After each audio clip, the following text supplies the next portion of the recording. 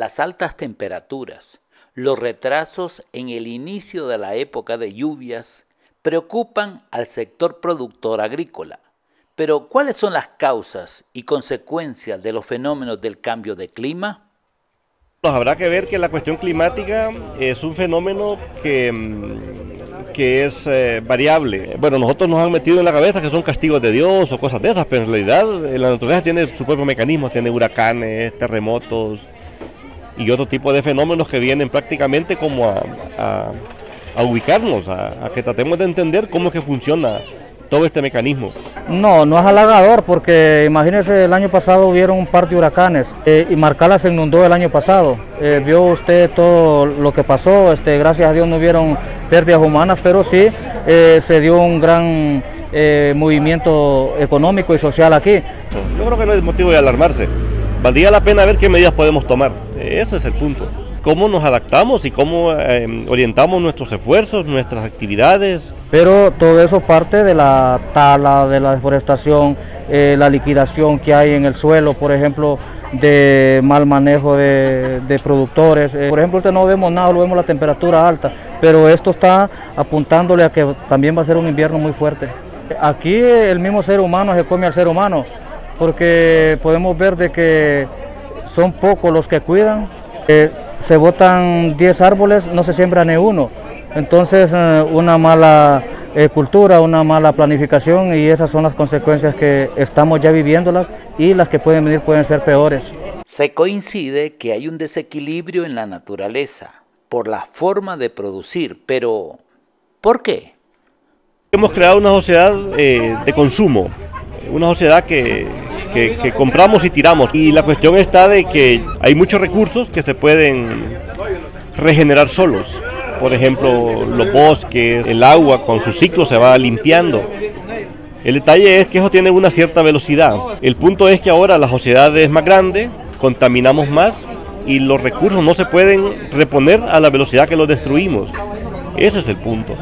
Sí tenemos grandes riesgos como productores. Creo que ahí algunos que entendemos los planes de siembra, las formas de cosechar, las formas donde sembrar, yo creo que sí estamos preparados para poder hacer un buen plan de trabajo de producción. Regular nuestro consumo de recursos y avanzar a la velocidad de la regeneración de estos en la naturaleza.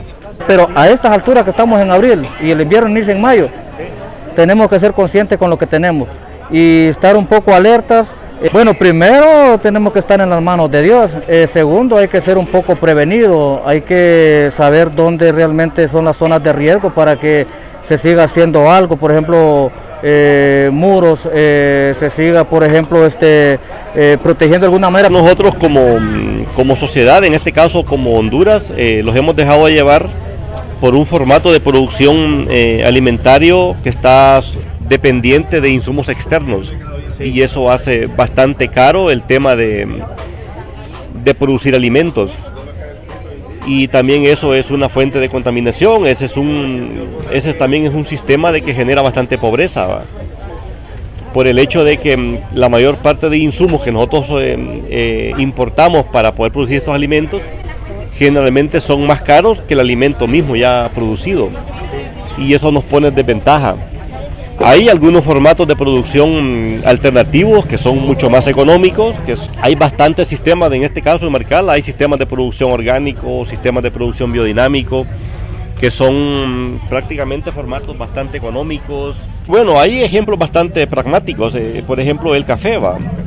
El café es un cultivo que nos permite de repente analizar así en números rápidos cómo es que funciona el modelo. Por ejemplo, la temporada anterior, nuestro país exportó unos 6.100.000 sacos al mercado internacional.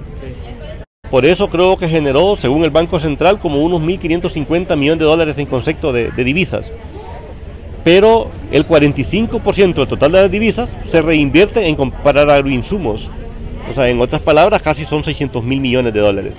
Entonces, cuando lo vemos y analizamos esos datos, nos damos cuenta de que en realidad nosotros no estamos trabajando para generar riqueza, estamos trabajando y una gran cantidad de recursos se invierten en agroinsumos, cosa que bueno, nos coloca en desventaja a nosotros como país, como productores. O sea, debemos de ver que Honduras es quizá el quinto mayor productor de café en el mundo, y lo contradictorio es que crecen las exportaciones y crece la pobreza. O sea, creo que no está bien el sistema. Yo creo que el primer paso es que entender, cuando hacemos agricultura, lo que estamos haciendo es transformando energía de una forma a otra. Entonces, cuando compramos insumos químicos, que es una forma de energía, transformarlos a granos, o ya sea café, maíz, o hortalizas, o verduras, eso incurre en que es una energía cara para transformarla en una materia prima barata. Entonces, si nosotros somos quizás un poco más listos en esa parte,